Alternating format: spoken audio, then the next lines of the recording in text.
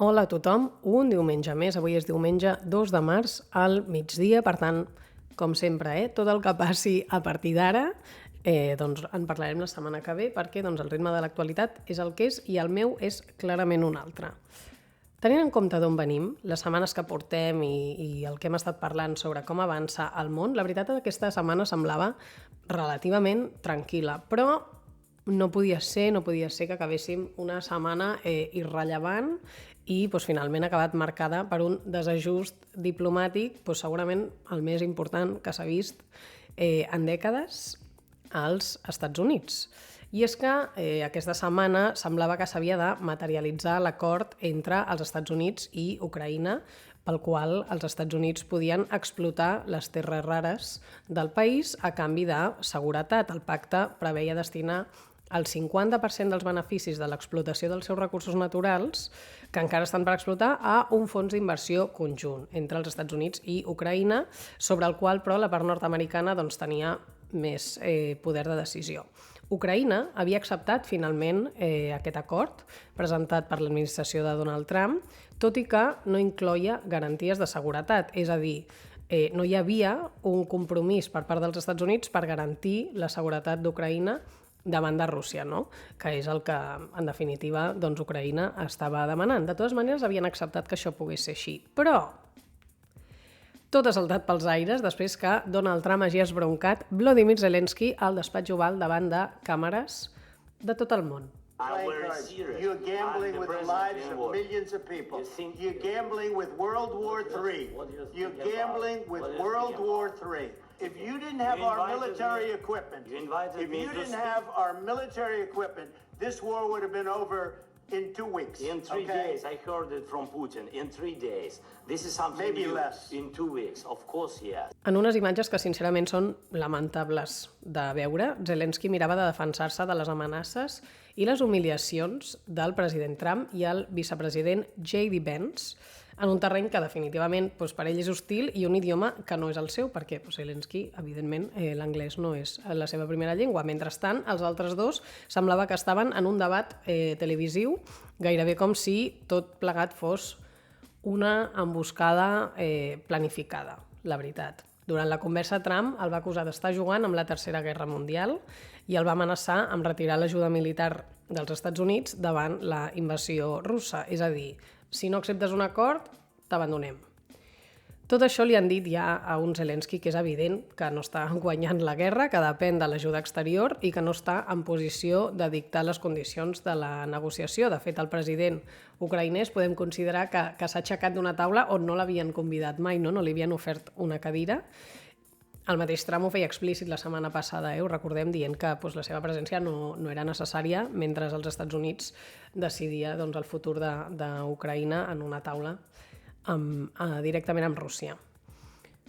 En definitiva, un desastre diplomàtic, allò en directe, un menyspreu amb els micros oberts contra el president d'un país que està envaït, que estava i està encara, de fet, perquè així ho ha constatat Zelensky, disposat a vendre les seves riqueses naturals a canvi de mantenir aquesta ajuda, no? I d'aconseguir aquestes garanties de seguretat.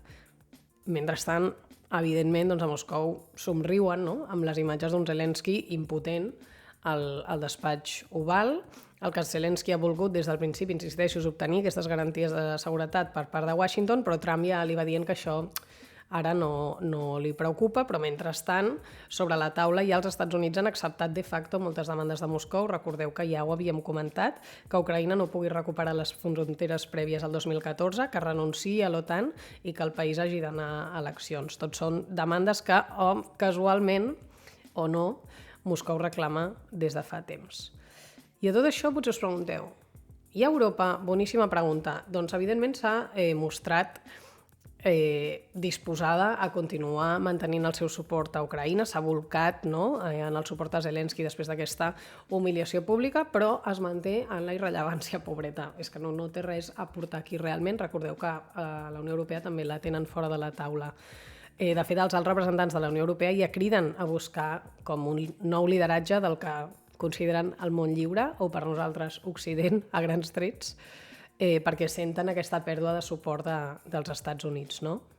De fet, avui a Londres el primer ministre anglès ja havia convocat una reunió amb els líders europeus, que doncs està celebrant avui, per continuar els contactes per bastir una estratègia comuna europea per continuar oferint seguretat a Ucraïna després d'aquest hipotètic acord de pau que hi pot haver a Moscou. De fet, Starmer, el primer ministre, es vol erigir com a pont, no?, entre Washington i Europa, precisament perquè no és Unió Europea i és un país anglosaxó, i va rebre ahir dissabte Zelensky doncs, amb tots els honors, i de fet també el rebrà el rei d'Anglaterra. No?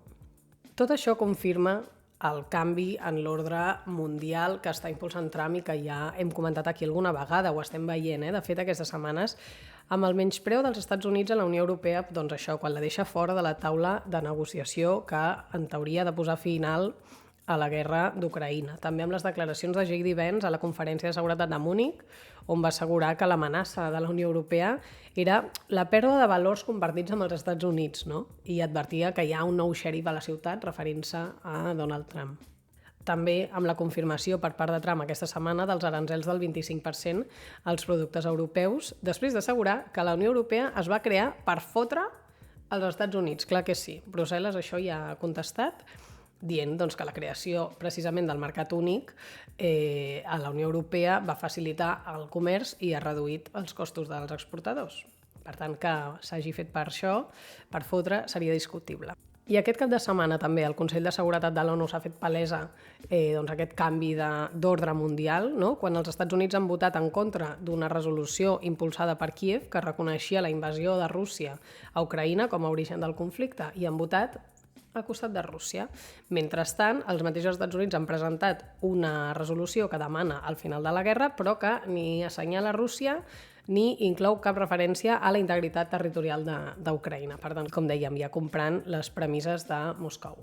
En definitiva, els Estats Units estan actuant com un bully, nois, com un autèntic bully. No hi ha una altra manera de dir-ho, que probablement és el que ha fet tota la vida, però ara ho està fent sense dissimular. No? Abans potser tenia la decència de fer-ho amb un mínim de discreció i ara ho estan fent davant de tot el circ mediàtic i també de manera poc estratègica, no? Ens ho ensenya la història i ho ha escrit molt bé la Carme Colomín al seu últim article al diari Ara, que la pau no es pot construir des de la humiliació o la desaparició forçada dels agredits, ja sigui a Ucraïna o a Gaza. Pel que fa a Gaza, on ja s'ha celebrat l'últim intercanvi d'hostatges i presoners de la primera fase de l'alto al foc i estan a l'espera de veure si continuarà en la seva segona fase, segur que tots heu vist el futur que Trump s'imagina per la franja.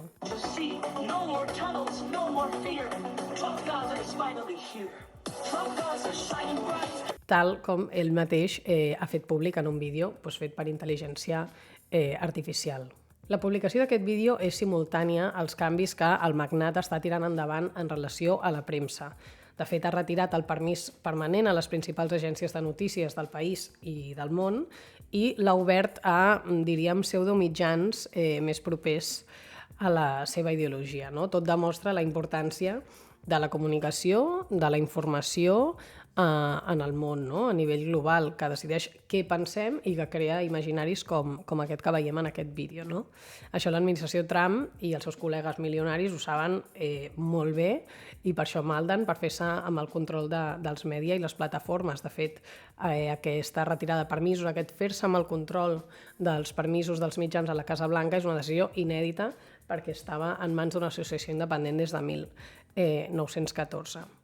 I aquí enganxo precisament amb les eleccions a Alemanya. Sabeu que es van celebrar diumenge passat i que l'extrema dreta d'Alternativa per Alemanya va guanyar un 20% dels vots tal com es pronosticava. I ho lligo aquí precisament amb el que comentava, perquè tots recordareu com Musk ha estat no només donant ales a aquest partit, sinó que literalment ha participat de la seva campanya fent una entrevista en directe a la candidata d'aquest partit d'extrema dreta a la plataforma X, que sabeu que és propietat seva. Doncs bé, aquest és el resultat, el millor resultat de l'extrema dreta al país des de la Segona Guerra Mundial. Un resultat, val a dir, fonamentalment jove i masculí. L'extrema dreta d'Alternativa per Alemanya ha sigut la força més votada per les persones d'entre 25 i 44 anys i ha sigut la segona força més votada entre les persones de 18 i 24 anys. I, a més, l'Alternativa per Alemanya ha aconseguit allistar 1 de cada 4 homes d'entre 18 i 24 anys. Les dones joves, per la seva banda, han votat massivament als partits d'esquerra i, de fet, el 34% ha apostat per Die Linke, que és literalment l'esquerra en alemany. La contrapartida de quan el món tendeix cap a l'extrema dreta, els que no en són partidaris han de tendir cap a la banda contrària. De fet, el partit Die Linke no només va aconseguir tornar a tenir representació al Bundestag, que l'havia perdut, sinó que va aconseguir gairebé el 9% dels vots, és a dir, el doble pràcticament dels que havia obtingut el 2021, que eren un 5%. Això és ben bé com una bàscula. Si tots estem més o menys al centre, ens aguantem. Si llavors uns tendeixen cap a una banda, necessita gent que se'n vagi cap a l'altra, perquè si no, caiem tots. Per mi és evident. Amb una diferència, en aquest cas, matisable, que és que en aquest exemple hi ha una banda que no respecta els drets humans, que és l'extrema dreta, i els partits d'esquerra, en aquest cas dels que estem parlant, sí que ho fan. Per tant, no són equiparables, encara que la balança s'aguanti igualment. I mentre tot això està passant al món, una de les seves principals institucions trontolla, i és que el papa està malalt. Fa una setmana que està ingressat greu, però si bé semblava que millorava, llavors el divendres va tornar a tenir un sobresalt. No sé si és que va ser que va veure el vídeo de Trump i Zelensky allà en directe. Ara sembla que torna a estar millor, però en qualsevol cas el papa francès fa temps que té una salut delicada i per això ara que està ingressat i ha empitjorat, hi ha una munió de periodistes davant de l'hospital esperant el que està esperant, no? Veure si passa el que sembla que pot passar. Em recorda aquella foto, no sé si l'heu vist mai, potser és una mica cruel la metàfora, però jo la llenço aquí perquè és el meu espai i faig amb el meu espai el que jo quiero, perfecte. D'un ocell carronyaire que està mirant un bebè desnutrit com esperant, no?, que passi el que ha de passar per menjar-se'l, doncs una mica... la foto, evidentment, és molt més dolorosa, però la idea és una mica aquesta, no? Estan tots els mitjans allà a veure què passa. En fi. I parlant de carronyaires, em va molt bé per enllaçar, tornant cap aquí, cap a casa, amb el que està passant amb el president valencià, després de la Dana. El president valencià, Carlos Mazón, ha revelat aquest dimecres, 4 mesos després, als mitjans que no es va incorporar al centre d'emergència fins a les 8 i 28 minuts del vespre. Això són gairebé 20 minuts més tard que s'enviés l'alerta massiva. Mazón dona ara aquesta informació com a resposta a un requeriment de la jutge de Catarroja, ja en vam parlar la setmana passada, que és qui porta el cas, i a aquella hora val a dir que ja havien mort desenes de persones. Ell, però, insisteix en defensar que mai ha canviat la seva versió. És veritat que les primeres informacions de la Generalitat Valenciana els dies posteriors situaven a partir de les 7, no? O després de quarts de 8, l'hora d'arribada del president, que dius, home, sí, és després de quarts de 8, però són gairebé 2 hores després. Per tant, bueno. Ara, però, es constata, també a través d'una fotografia de la seva arribada efectiva al CECOPI, que Mazón no va arribar a la reunió clau abans de l'enviament del missatge d'alarma, quan ja hi havia això, desenes de pobles inundats, persones desaparegudes, etc. I a la pregunta, i on era mentre no era on havia de ser, no? La resposta és, doncs mira, ningú no ho sap. Bueno, ell, suposo que ell ho sap, i el seu gabinet ho deu saber, però nosaltres no ho sabem. Què sabem? Sabem que va estar dinant amb una periodista durant un parell d'hores, però ens en falten unes quantes per desxifrar. I de moment segueixen en aquest misteri.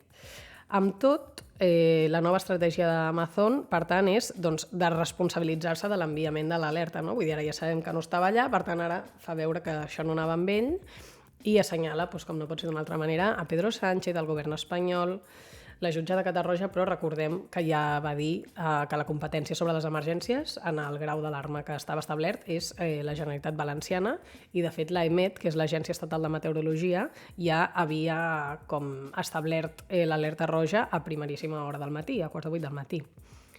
Mentrestant, Mazón va tornar a ser increpat, en aquest cas en un acte al Palau de les Arts, amb crits de dimissió.